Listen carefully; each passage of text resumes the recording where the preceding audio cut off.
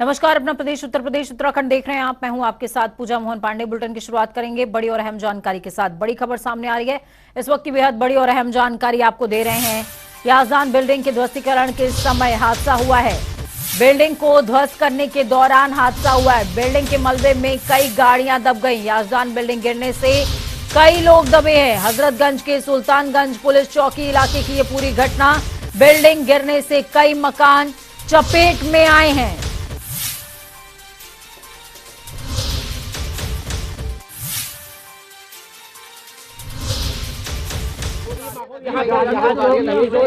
नहीं, कोई बच्चा नहीं था, कोई बच्चा नहीं था। आप लोग समझिए इस चीज के लिए। कोई भी इस दुर्घटना, यहाँ पर कोई किसी प्रकार की दुर्घटना नहीं हुई है। किसी व्यक्ति को कोई क्षति नहीं हुई है। ये कोई स्थानीय लोगों का जो कहना है, अगर कोई क्लेम करता है उसका इन्वेस्टिगेशन किया जाएगा। ठीक है, चलिए बस। तो आपको बता दें, इस पूरे मामले पर एलडीए को कटघरे में खड़ा किया जा रहा है कि लापरवाही बरती गई है। इस वजह से इस तरह का हादसा देखने को मिला है। स्थानीय लोगों ने जमकर हंगामा भी काटा है। बड़ी खबर, अहम जानकारी इस वक्त की आपको राजधानी लखनऊ से दे रहे हैं। याजदान बिल्डिंग जिसको गिराने का प्रकरण काफी लंबे समय से चल रहा था, आज इस पूरे प्रकरण में कई लोगों की संपत्तियों को नुकसान पहुंचा है। इस तरह का दावा क्षेत्रीय लोग कर रहे हैं। सर्च कर लिया गया है। वो चूंकि मैनुअल नहीं टूट रही थी, मैकेनिकल टूट रही थी, तो मजदूर पे दबाव होने की अभी कोई वो नहीं है। पूरा वेंडर ने देख लिया है, लेकिन उसे हम मैनुअल ही तोड़ेगा, मैकेनिकल नहीं, क्योंकि रिहायशी इलाका बहुत कंजेस्टेड है, इसलिए हम लोग मैनुअल तोड़ेंगे। और ये रिस्पॉन्सिबिलिटी वेंडर की थी कि और ज़्यादा सुरक्षा रखता, तो वो हम इंश्योर करेंगे कि अगले बार में 100% सिक्योर रहे। क्योंकि कोई किसी प्रकार के नहीं, ये एक्सीडेंट हुआ है, उनकी लापरवाही से अगर हुआ होगा तो जो भी मलबा गिरा है, जो गाड़ियाँ क्षतिग्रस्त हुई, उनका मुआवजा दीजिए। तो आपने पहले ये सुना कि किस तरीके से कहते नजर आए कि कोई भी नुकसान नहीं हुआ है, और अगर कोई नुकसान का क्लेम करता है तो जांच कराई जाएगी। लेकिन दूसरे अधिकारी तुरंत कहते हैं कि अगर किसी गाड़ी के क्षतिग्रस्त होने की खबर सामने आती है या मलबा उस पर गिरा हुआ होगा तो हम तुरंत उसका मुआवजा भी जारी करेंगे। इस खबर पर ग्राउंड जीरो का रुख करते हैं। तौकीर किदवई जुड़ गए हमारे साथ में। तौकीर, क्या कुछ अपडेट है? हजरतगंज इलाके में ये जो याजदान बिल्डिंग गिराई जा रही थी, इसमें बड़े हादसे की खबर है। देखिए, यहाँ पर 20 दिन से लगातार इस बिल्डिंग को डिमोलिशन का काम चल रहा था इसमें, और आज 5 माले की ये बिल्डिंग अचानक भरभरा कर नीचे आ गई, जिसमें जो घनी बस्ती है वहां पर रहने वाले लोग दहशत में आ गए थे। और सामने तस्वीरें दिखाएंगे हम आपको। ये बिल्डिंग है और ये आधी बिल्डिंग अभी फिलहाल नीचे आ चुकी है और आधी बिल्डिंग अभी भी दहशत का रूप बनी खड़ी हुई है। लेकिन सबसे बड़ी बात है कि जो इसके सामने जो लोग रहते हैं उनके घरों में इसकी दहशत साफ नजर आ रही है, उनके चेहरों पर नजर आ रही है। क्योंकि जमीन पर आप देखेंगे तो ये जो कंक्रीट नजर आ रही है, ये इसी बिल्डिंग की है जो यहां तक फैल गई थी। और यही वजह है कि जो एक धमाके के साथ यहां के लोग दहशत में आ गए थे।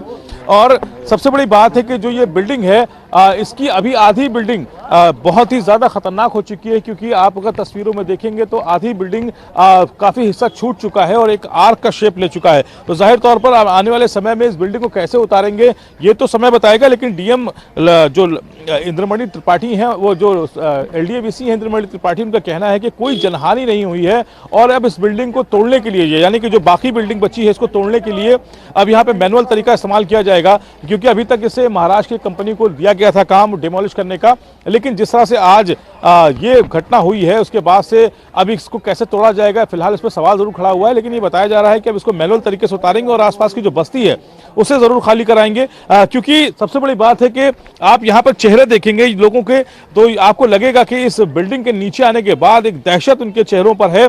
और सबसे बड़ा सवाल है कि ये घनी बस्ती में ये बिल्डिंग बनी हुई थी जो आज पूरा 5 माले से जमीन पे आ गई है। अब आगे की क्या कार्रवाई होगी, बाकी बिल्डिंग को कैसे उतारेंगे नीचे, ये एक बड़ा सवाल है। लेकिन याजदान बिल्डिंग लगातार 20 दिन से चर्चाओं में बनी हुई है और आज जब ये जमीन पे आ चुकी है फिर एक बार बड़ी चर्चा सामने आ चुकी है। बिल्कुल, सबसे बड़ी बात तो आखिर ये है कि जब किसी बिल्डिंग को डिमोलिश किया जाता है तो उसका जो सेकेंड स्टेप है कि जो मलबा उससे इकट्ठा हुआ है उसको एक सही तरीके से निस्तारित करना। अब चूंकि वहां पे लोग जो मौजूद हैं वो कह रहे हैं कि डिमोलिश के दौरान उनका काफी ज्यादा नुकसान हुआ है, उसकी भरपाई की बात सामने आई है। दूसरा सवाल ये कि उन लोगों की भरपाई किस तरीके से की जाएगी, और दूसरा सवाल मेरा ये होगा आपसे कि ये मलबा जो अब चूंकि बिल्डिंग का मलबा जमीन पर आ चुका है, तो इसका निस्तारण किस तरह होगा?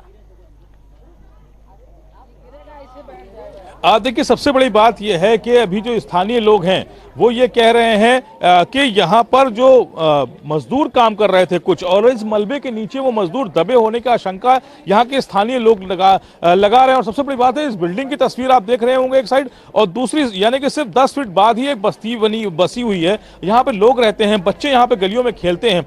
अब ऐसे में अगर इस बिल्डिंग को हटाया जाता है या मलबा साफ किया जाता है, उसके बाद जो मजदूरों की बात की जा रही है उनको कैसे निकाला जाता है, अगर अंदर कोई गुंजाइश है किसी मजदूर की तो उसे कैसे देखेंगे, उस आशंका को कैसे दूर करेंगे, तो सवाल तो कई हैं। लेकिन सबसे बड़ी बात यह कि इस मलबे से ज्यादा इंपॉर्टेंट हो चुका है कि जो ये बिल्डिंग अभी फिलहाल जो आधी बची खड़ी हुई है, क्योंकि अब वो डिमोलिश आधी बिल्डिंग जर्जर हो चुकी है, अब उसको कैसे गिराएंगे, उसको कैसे डिमोलिश करेंगे, एक बड़ा सवाल ये भी है। और मलबे को हटाना की जहां तक आपने बात की गई है, तो ये 5 माले की पूरी बिल्डिंग है जो जमीन पे आ गई है। और सामने देखिए डीएम लखनऊ हमें दिख गए हैं, सूर्यपाल गंगवार, इनसे हम कुछ बात कर लेते हैं।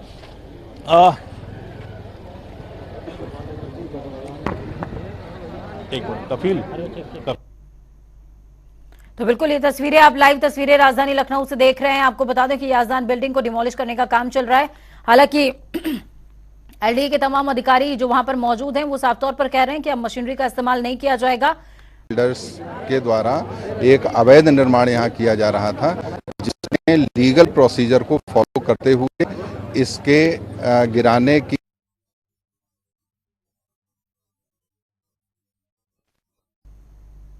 नेटवर्क में थोड़ा सा इशू सुन रहे हैं आप लगातार। उन्होंने कहा कि ये अवैध बिल्डिंग थी जिसको गिराने के लिए हम कानूनी प्रक्रिया का सहारा ले रहे हैं और उसी के तहत इस बिल्डिंग को डिमोलिश किया जा रहा है। लेकिन सबसे बड़ी बात यह कि मशीनों के जरिए बिल्डिंग डिमोलिश की जा रही थी, लेकिन अब बिल्डिंग को डिमोलिश करने के लिए मैनुअली वर्जन को अपनाया जाएगा।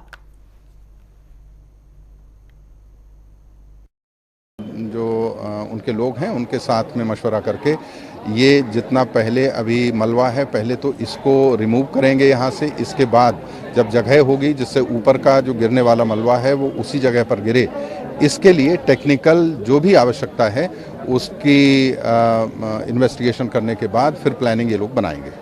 तो देखिए डीएम लखनऊ है सूर्यपाल गंगवार, आपने सुना इनको कि ये कह रहे हैं कि पहले मलबा हटाएंगे, फिर इसके बाद जो बाकी हिस्सा है बिल्डिंग का उसको डिमोलिश करेंगे। तो फिलहाल आज इस तरह से घनी बस्ती में जैसे ये बिल्डिंग नीचे आई है, इसके बाद से सवाल तो कई खड़े हैं कि किस तरह की कार्रवाई की गई, यहाँ पर सावधानियां क्यों नहीं बरती गई, और इस बिल्डिंग को इस घनी बस्ती में जब उतारना था यानी कि डिमोलिश करना था तो उन सावधानी को क्यों नहीं बरता गया। तो कई तरह के सवाल हैं जिससे कुछ अधिकारी बच भी रहे हैं, लेकिन अभी देखना होगा कि ये जो बाकी का हिस्सा है इसे डिमोलिश करने में किस तरह की सावधानियां बरती जाती हैं। बिल्कुल, बहुत शुक्रिया तौकीर हमारे साथ जुड़ने के लिए, अहम जानकारी ग्राउंड जीरो से साझा करने के लिए। तौकीर किदवई जुड़े जिन्होंने ग्राउंड जीरो की हर वो तस्वीर आपको दिखाई जो आप तक पहुंचनी चाहिए। जनता टीवी आपके सरोकार की हर वो बात करता है जो आपके सरोकार की हैं, आपको लाभ पहुंचाने वाली हैं और जिनसे सीधे तौर पर आप प्रभावित होते हैं। तो याजदान बिल्डिंग धरातल पर आ चुकी है, लेकिन आधा मामला अभी भी बाकी है और उस आधे मामले को खत्म करने के लिए बहुत ज्यादा, यानी कि जितनी सावधानियां अभी बरती गई थी उससे ज्यादा सावधानी बरतनी पड़ेगी। चलिए खबरों में आगे बढ़ेंगे। मुख्यमंत्री योगी आदित्यनाथ 35वीं वाहिनी पीएसी के प्रांगण में आयोजित पीएसी स्थापना दिवस के कार्यक्रम में शामिल हुए। इस मौके पर उन्होंने जवानों के योगदान की सराहना करी। उन्होंने कहा कि पूरे देश में यूपी पीएसी का अलग स्थान है। वर्तमान में पीएसी की 283 कंपनियां हैं। मुख्यमंत्री ने कहा कि एसएसएफ, एसडीआरएफ और मेट्रो सुरक्षा में भी पीएसी के जवानों को लगाया गया है। तो वहीं एसडीओ, एटीएस, ट्रैफिक जेल में भी पीएसी के जवान अपनी सेवाएं दे रहे हैं।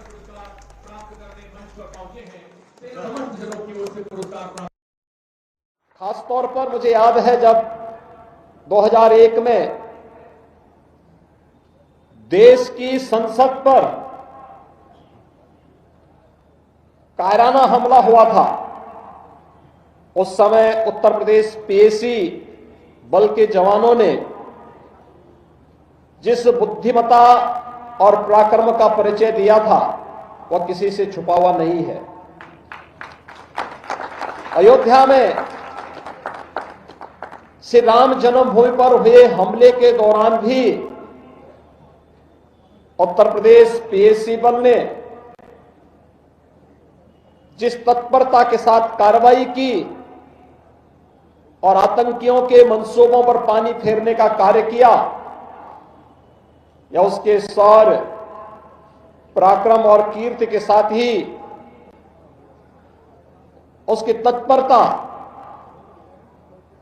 का प्रतीक भी है।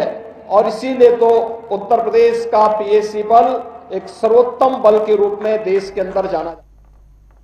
तो वहीं तवांग में टेंशन के बीच देश में सेना को लेकर एक बार फिर से सियासत गर्मा गई है। कांग्रेस के पूर्व अध्यक्ष राहुल गांधी तवांग के संदर्भ में भारतीय सेना पर एक बयान देते नजर आए और विवादों में फंस गए। उत्तर प्रदेश के मुख्यमंत्री योगी आदित्यनाथ ने यह मौका लपका और राहुल गांधी पर निशाना साधा। कहा कि वो हमेशा से भारत की बहादुर सेना को कटघरे में खड़ा करते आए। कांग्रेस और राहुल गांधी दोनों का यही चरित्र है। उनका यह बयान राष्ट्र विरोधी तत्वों को प्रेरित करने वाला है। बचकाना और राष्ट्र विरोधी तत्वों को प्रेरित करने वाला अंतर्राष्ट्रीय स्तर पर भारत और भारत की बहादुर सेना को अपमानित करने वाला है।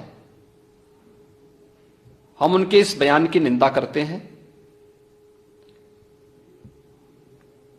ये बड़ा आश्चर्य है कि जब पूरी दुनिया और पूरा देश इस बात को कह रहा है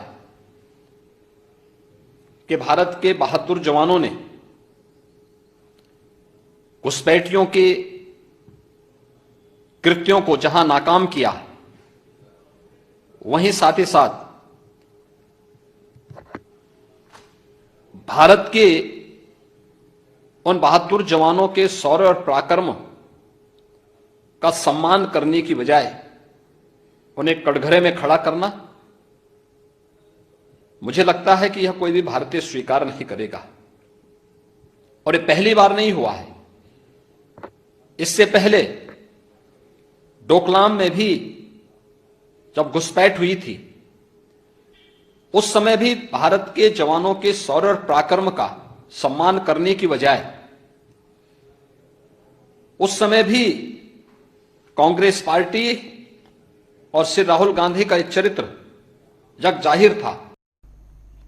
खतौली में 18 दिसंबर को होने वाली राष्ट्रीय लोकदल भाईचारा और धन्यवाद रैली रोकने को लेकर प्रशासन और नेताओं में ठन गई है। राष्ट्रीय लोकदल नेताओं ने कहा कि प्रशासन के इस प्रयास को विफल कर दिया जाएगा और हर हालत में रैली कराई जाएगी। राष्ट्रीय लोकदल ने अब इसे अपनी प्रतिष्ठा का प्रश्न बना लिया है, जिसके चलते रविवार को प्रशासन और राष्ट्रीय लोकदल में टकराव के हालात बन गए।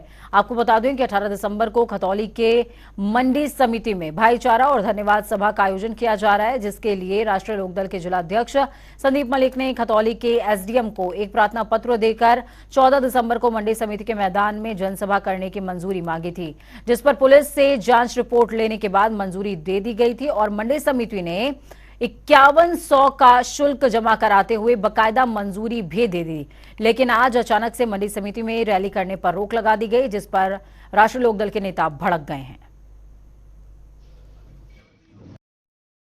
किसने लगाई? यहाँ के प्रशासन ने। अब एक बात बताओ, कौन है जो ऐसा जो मतलब दूसरी जगह रैली कर लगा?